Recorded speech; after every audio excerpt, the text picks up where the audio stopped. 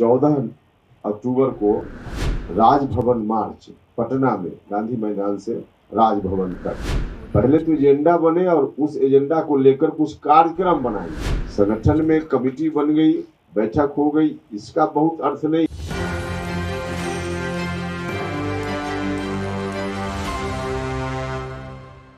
नमस्कार, आप देख रहे हैं एक 24 और मैं हूं संजीव सिंह आपके साथ। राष्ट्रीय लोक जनता दल के राष्ट्रीय अध्यक्ष उपेंद्र कुशवाहा आज जो है अपने आवास पे किसान प्रकोष्ठ के जो है पदाधिकारियों के साथ बैठक की और तमाम जिलों से किसान प्रकोष्ठ के जो है जिला अध्यक्ष यहाँ पे आए थे और सभी की समस्या उन्होंने सुनी। साथ ही साथ उन्होंने जातीय जनगणना को लेकर के सरकार पे जोरदार हमला किया है कि जिस तरह से जातीय जनगणना में सभी से नहीं पूछा गया और सभी के घर जा कर के उनकी गणना नहीं की गई, इसको लेकर के उपेंद्र कुशवाहा ने सरकार पे बड़ा आरोप लगाया है। साथ ही साथ 11 अक्टूबर को जो है जिला मुख्यालय में धरना देने की बात कही है और आने वाले 14 अक्टूबर को जो है राजभवन मार्च करने को लेकर के वो बातें कर रहे थे। पहले सुनिए कि उपेंद्र कुशवाहा क्या कुछ कह रहे हैं। बैठक किसान प्रकोष्ठ की है और आपने स्वागत तो बहुत अच्छा किया हम लोगों का, लेकिन जो धोती धर्मेंद्र जी पहने हुए हैं,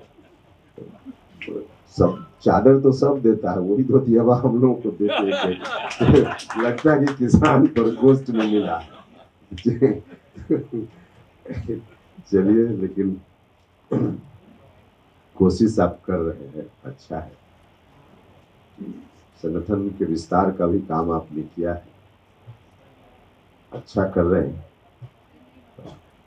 किसान प्रकोष्ठ का जो भी एजेंडा हो आज की बैठक का एक विषय है, लेकिन उससे पहले क्योंकि प्रकोष्ठ पार्टी का ही एक विंग होता है और अभी पार्टी ने एक मौजूद विषय पर कल फैसला लिया है और उसमें सभी प्रकोष्ठ के लोगों की भूमिका आवश्यक है। तो उस दृष्टि से मैं पहले आप सब लोगों से आग्रह करता हूं कि अभी जो जातीय जनगणना का मामला सरकार की ओर से चल रहा है, उसमें इतनी सारी विसंगतियां हैं कि बिहार भर के लगभग सभी लोग परेशान हैं और चिंता में है कि क्या होगा। इस बात को देखते हुए उन विसंगतियों को सरकार दूर करे और फिर से अंतिम रूप से जातीय गणना को प्रकाशित करे, इस बात को ध्यान में रखते हुए और इस मांग को लेकर के पार्टी ने कार्यक्रम तय किया है। जेपी जयंती है 11 अक्टूबर को, उस दिन पूरे बिहार में धरना का कार्यक्रम सभी जिला मुख्यालयों पर और 14 अक्टूबर को राजभवन मार्च पटना में गांधी मैदान से राजभवन तक। इसमें आप सब लोगों की भी सहभागिता की आवश्यकता है, क्योंकि पार्टी की मजबूती हर प्रकोष्ठ का दायित्व है। तो उस दृष्टि से आप लोग अपने अपने जिला में जाकर अभी से आप लगिएगा। 11 तारीख का भी कार्यक्रम वहाँ जिला मुख्यालय पर जो धरना पार्टी के साथ ही करेंगे, उसमें आप सब लोगों की सहभागिता हो, बढ़ चढ़ कर हिस्सा लीजिए।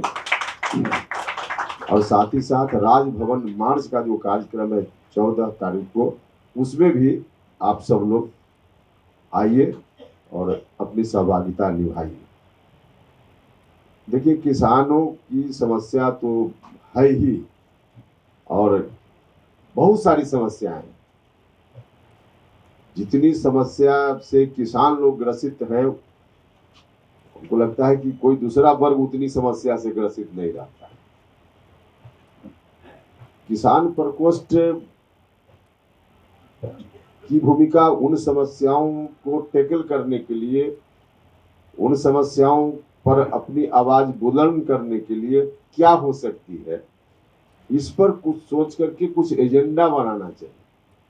पहले तो एजेंडा बने और उस एजेंडा को लेकर कुछ कार्यक्रम बनाइए। सीधे संगठन में कमेटी बन गई, बैठक हो गई, इसका बहुत अर्थ नहीं। अर्थ यह है कि कई लोग अभी बोल रहे थे, उसमें कई तरह की समस्याओं की चर्चा जो है ही उस तरह की समस्या लोग कर रहे थे। चीनी मिल बंद है। एक साथी बोल रहे थे मधुबनी में क्या, बिहार भर में अधिकांश तो बंद ही है, पूरा का पूरा बंद है। अब चीनी मिल बंद है, सीधे किसान वहां के प्रभावित है। किसान कोई किसी भी चीज का उत्पादन करता है, उसका उचित मूल्य मिले, लाभकारी मूल्य मिले, यह तो सबसे पहली आवश्यकता, नितांत आवश्यकता। और लाभकारी मूल्य मिलने के लिए जो प्रबंध हो सकता है, वह प्रबंध पहले कभी था।